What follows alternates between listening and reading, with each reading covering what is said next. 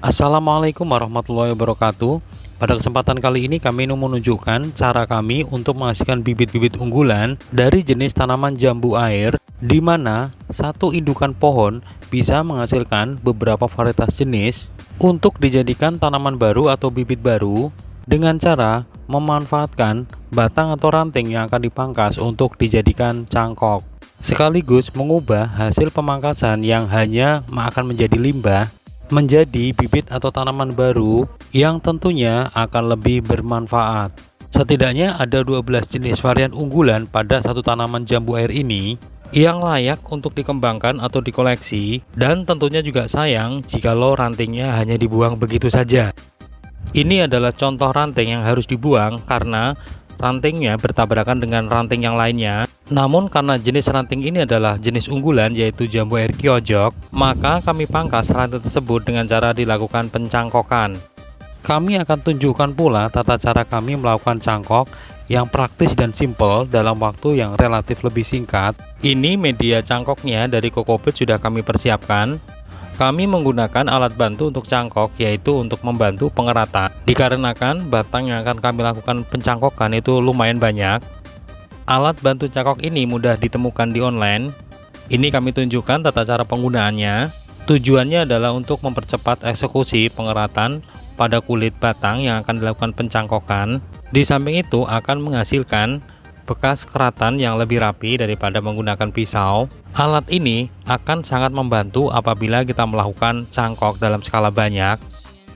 Setelah dilakukan pengeratan dari dua sisi, ini tinggal kita kelupas kulit yang ada pada batang yang akan kita lakukan pencangkokan. Kemudian jikalau ingin melakukan cangkok saat ini juga, maka kambiumnya wajib untuk dibersihkan. Namun jika dieksekusi minimal 2 hari setelahnya, maka tidak perlu dibersihkan kambiumnya. Sebelum dipasang media cangkoknya, sebaiknya diberikan perangsang akar, bisa menggunakan bawang merah ataupun bisa menggunakan lidah buaya. Kami sendiri telah memberikan perangsang akar di media cangkoknya dengan cara disuntikan, tentunya dengan menggunakan perangsang akar yang kami buat sendiri. Belah media cangkok di bagian satu sisi saja sehingga nanti akan menjadi 2 bagian, lalu pasangkan pada keratan batang yang dilakukan pencangkokan dan usahakan keratannya itu tertanam semua dalam media cangkoknya. Ikat menggunakan tali dan usahakan sekencang mungkin, jangan sampai medianya bergeser, dan pastikan keratan bagian atas yang nanti akan mengeluarkan akar itu tertanam atau tertutupi dengan media cangkoknya. Bisa menggunakan 2 pengikat atas dan bawah supaya lebih kencang. Proses sudah selesai, tinggal menunggu untuk keluarnya akar sehingga bisa dipanen untuk dijadikan bibit baru. Karena media yang kita gunakan adalah Kokopit, jadi tidak diperlukan penyiraman sampai dengan panen. Keluarnya akar atau bisa dipanen itu rata-rata antara 5 sampai dengan 8 minggu. Eksekusi pencangkokan di batang lainnya kami skip supaya durasinya tidak terlalu panjang. Ini kondisi beberapa ranting sudah kami lakukan pencangkokan, ada sekitar 15-an ranting dalam waktu kurang dari 30 menit. Kami akan tunjukkan dan perjelas untuk di bagian lainnya.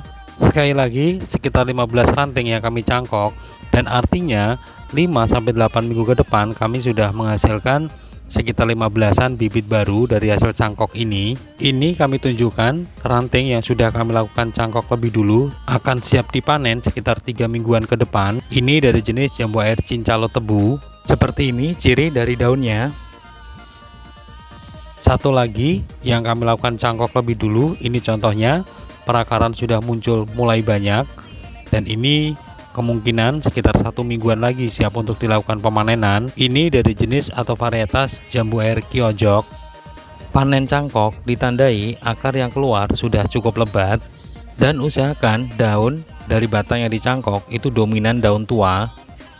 Kemudian kami tunjukkan inilah bibit-bibit dari satu tanaman jambu air yang tadi. Jenisnya ada sekitar 5 varian atau 5 jenis. Masih di dalam karantina, namun ini sudah siap untuk ditempatkan di tempat yang panas. Dan ini tersisa beberapa bibit yang sudah kami tempatkan di tempat yang panas. Tentunya kondisi tanaman sudah cukup sehat sehingga bisa ditempatkan di tempat yang panas atau terkena sinar matahari langsung.